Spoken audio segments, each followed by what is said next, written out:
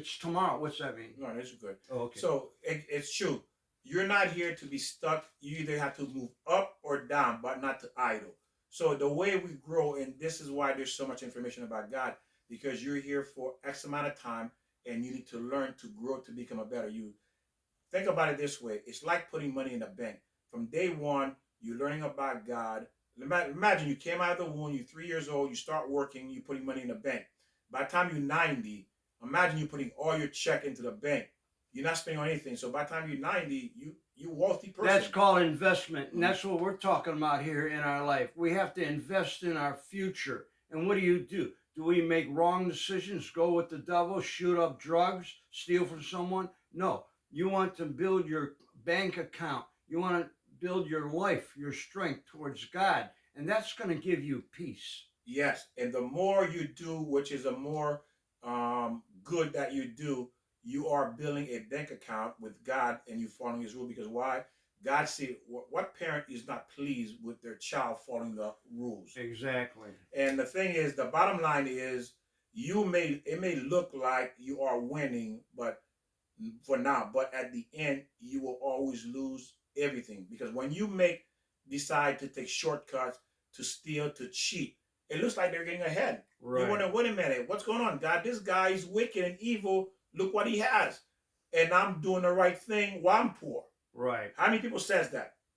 And what happens? He looks like he's winning, but again, because we don't live long enough to see the whole movie, at the end, everybody loses. Why? Because there's a law God has in this world.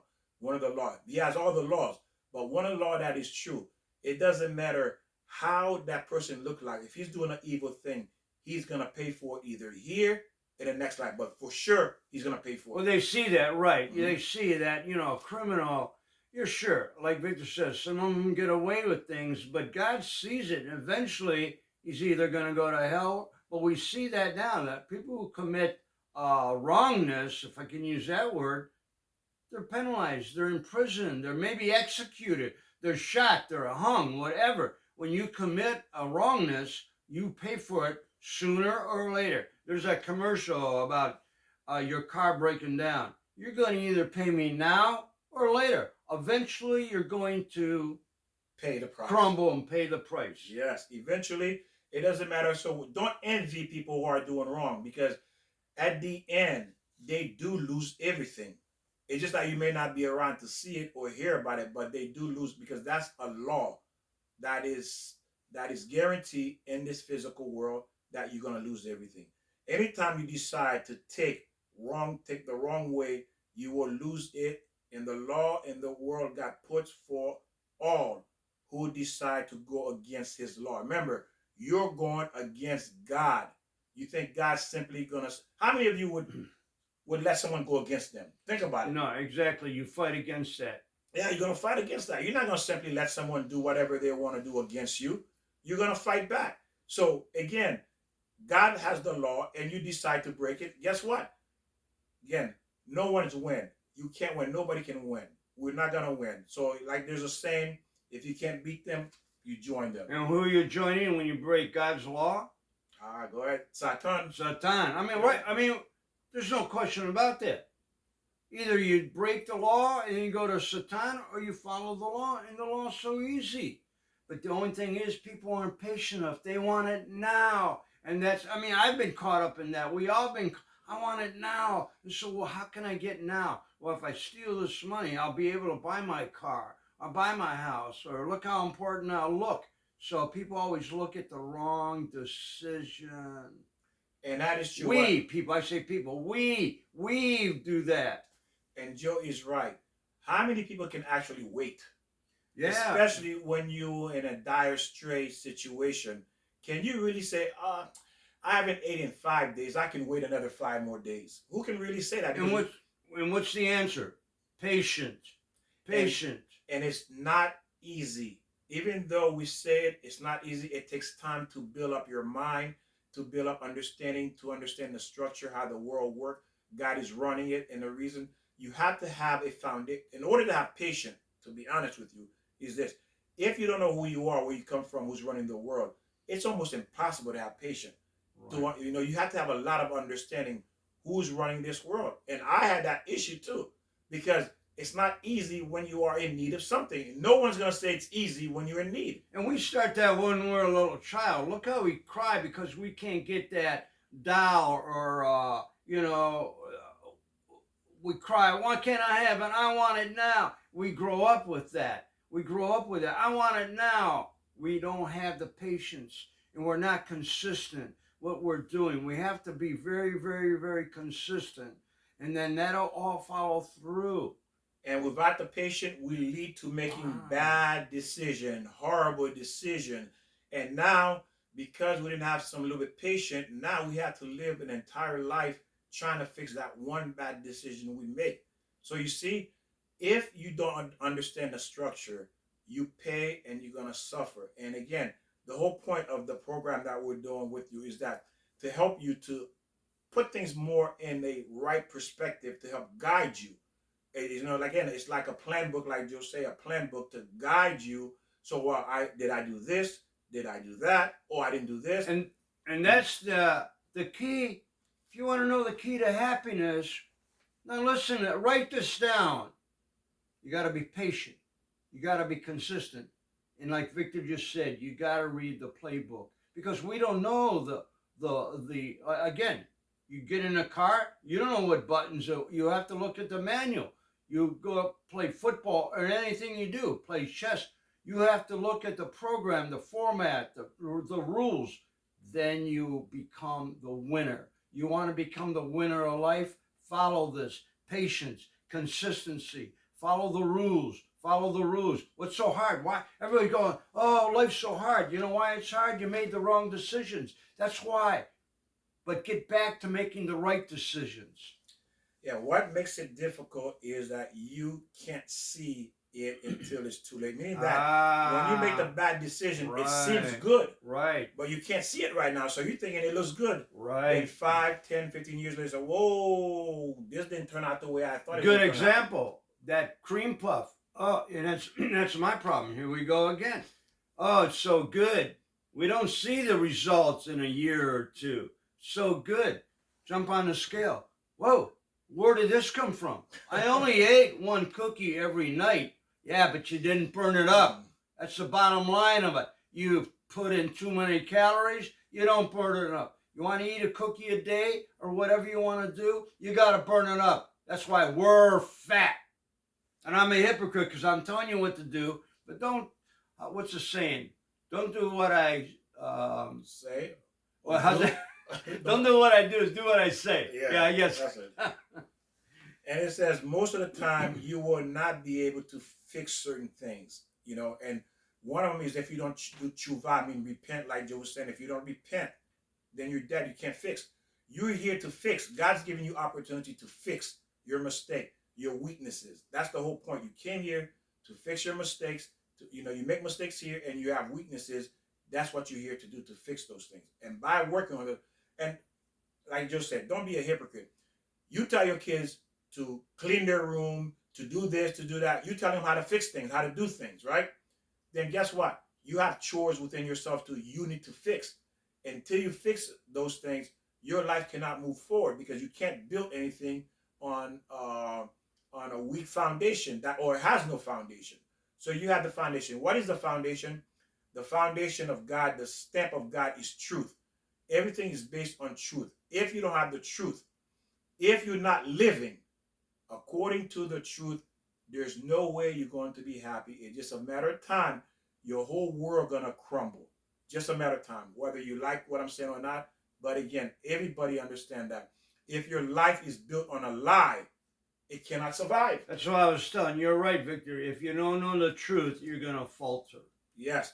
And then there is one called Zeemri, an old timer that was a few hundred years ago. He lived for a long time. He was a grandson of Yaakov. He was a grandson of Yaakov who lived 100 years old. And he was at the time with Moses. When he heard Moses, he was at the time with Moses, and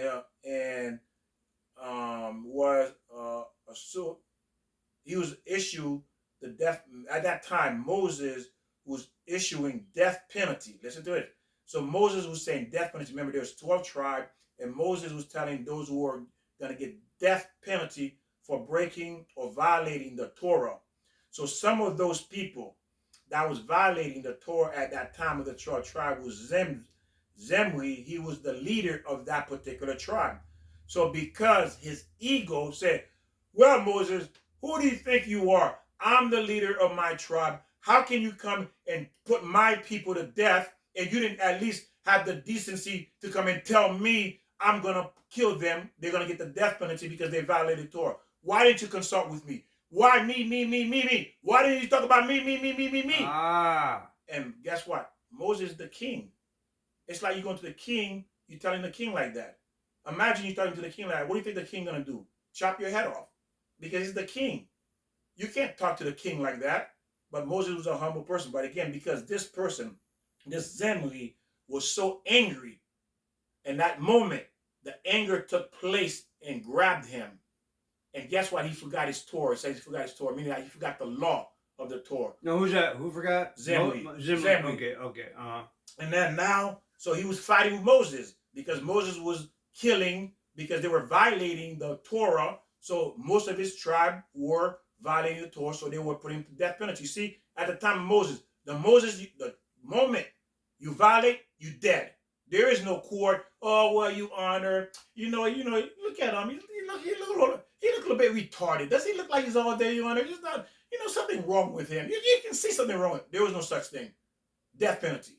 So again, we would make excuses, but at that time there was no excuses. So again, because he felt like he was disrespected, because Moses did not consult with him, so he got angry. So now, so what he did, he went to go get a woman. He tried to take revenge against Moses. Zimbabwe. Or Zeemri. Zeemri. Yeah. Sorry, I can't remember. Zimbabwe. I like that one. So Zeemri going with Cosby. Cosby was a Mennonite. It was a Mennonite woman. She was not Jewish. So now he wants to embarrass Moses in front of the entire nation. That was his revenge, to embarrass Moses, to show he knows more, to show Moses is wrong. That was his intention. He said, by taking this non-Jewish woman, saying, who are you to say to be with her? I will convert her. Now, he was trying to embarrass Moses in front of the entire nation. But because of his anger, it says when you lose anger, when you get angry, God says he leaves you. What it means, God leaves you. Now your common sense leaves too. Now the Satan said, ooh, perfect opportunity. Ground. Now the Satan taking you over. So you functioning completely with the Satan. It's you and the Satan now. God is gone. And that's why when people get angry, you notice when you get angry, you say things, and later you come back and say, oh, I'm sorry. I shouldn't have said. Where's that coming from? Right. Because the God re-enter, come back into you, and your senses come back to you, and you realize you did wrong. But at that moment, it says when people get angry, you have no mercy. Listen to what it says. When you're angry, you have no mercy. Meaning that you become an idol worshiper because you have no mercy, but God has mercy, but you have no mercy. How is that possible? You get so angry, you have no mercy, but God is merciful. So you become your own. That's why they call anger is idol worshiping, because you think you are better than God because you have no mercy at the moment of anger when God has mercy. So how are you better than God? So again, this is why God flee from you, because you're saying, I'm God. I'm not going to have mercy on you. That's what anger represents. So that's in the Torah now? Yeah. Okay. Yeah, I want to read that. So find out where that is so I can read that, and the people can read that about. Those are the deeper other books too. That's what I'm saying. Right. Again, the Torah, again, there's a lot of books. Remember, I told you there's millions of books, ladies and gentlemen. Right. So again, I'm just giving you something to make connections. Right. Again, if you want to know all these things, you're going to have to read all the Jewish books or join a Jewish community, become a Jew, okay? That's what I'm telling you. But I'm telling you something that I've read before. So again, so what we have, not to get into that, so continue the story, is that he says, then this is what Zeemri said, I will convert her like you did, like you converted your wife, Moses. Because at that time, there was no Jews. Everybody became a Jew at the time of Mount Sinai when Moses received the Torah. That's when that's why it said purify yourself. So when they received the Torah, that's when everyone converted. So they were Noahide before that? Yes. What were they before that? They were okay, Noahide. Noahide before that. Yeah. Well, Jews came from the, what's son? I'll have to verify this. From Judah. That's where the word Jew came from. The Jews followed Judah. And okay, I'm talking a lot. Give me more clarification. But that's where that people started switching over. Well, that's where they became Judaism, because that's when From Judah, conversion. Judah, from Judah. Well, again, I can't say that because I'm not going to say I don't know. I'm just telling you. Right. So they became Jewish because they received the Torah. And that's when everybody converted. They became Jews. They're known as Jews now. Well, I'm saying because I do know, because I read it, and only thing is, naturally, I have to verify. See, that's what I'm talking about. Right. You don't know what I'm saying. See, well, I'm just saying, I just say I don't know. I didn't say you did not. No, I'm talking about me. Okay, right. Well, no, that's what I'm clarifying. You don't know if I'm making this up myself, or, so that's why the information where I got it is very important. That's why I'm sorry I don't have that information, because what we were talking, it was spontaneously brought up. Also, I do tell the audience is this: if you want to know what we're saying, you can also talk to an Orthodox rabbi, and they will confirm it. So again, if you really want to, Orthodox rabbi will confirm it. But make sure you understand what I'm saying or what we're saying for you to confirm it. Okay? Because this is their Torah. Clarify. Didn't you say? Well, I'm just saying that are they allowed to talk? If the Orthodox wants to talk to them, but again, if but again, they can clarify or give and tell you why. So again, and there's many Orthodox Jews around everywhere. I guess I don't know.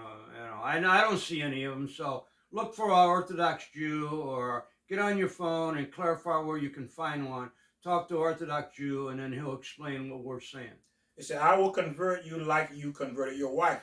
But the problem is, when all the Torah was given, this woman he took was not there, so he forgot and lost his memory because out of arrogance, out of anger, he forgot. That's when everybody became a Jew. So again, the Torah says anyone who gets angry forgets their Torah. Now, again, look at the mistake that said. If he was not angry, he would have remembered in Mountain Torah, everybody that was there was converted. Ethro, his daughter, which is Moses' father-in-law, and the daughter, his wife, all of them became Jews at that time. Okay, so that is why there are two ways being a Jew. There's two ways to become a Jew. Is that either your mother is Jewish, or you convert to Judaism by accepting the entire Torah. So again, if you're going to be following this, again, in Judaism, there is no such thing. I believe this, I don't believe that. You call a heretic. Either you accept all, and that's what they did at Mount Sinai, and they told Moses, we will accept everything God says.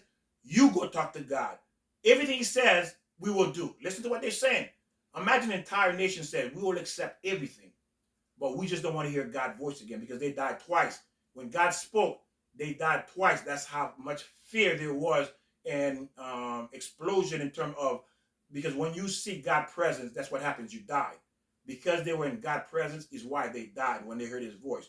So when God revived them for the second time, they went in, after they died the second time, on the third time, they said, Moses, no. You go talk to God, because now we know, we understand, and we fear him. Whatever he tells you, we will accept. We're not going to say no to anything. You see? So again, to be a Jew or a Noahide, you have to accept everything. If you say you believe this, not this, you're not that.